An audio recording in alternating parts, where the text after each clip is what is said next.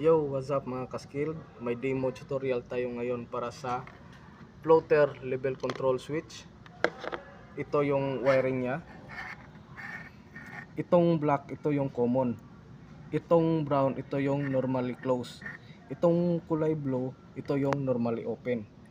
So, ang function nito ay kapag puno yung water tank, aandar yung water pump.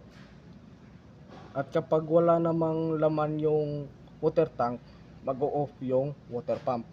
So plug natin. Yan. Kapag puno yung water tank, mag-on yung pump. Kapag walang laman yung water tank, mag-o-off yung pump. So yun lang.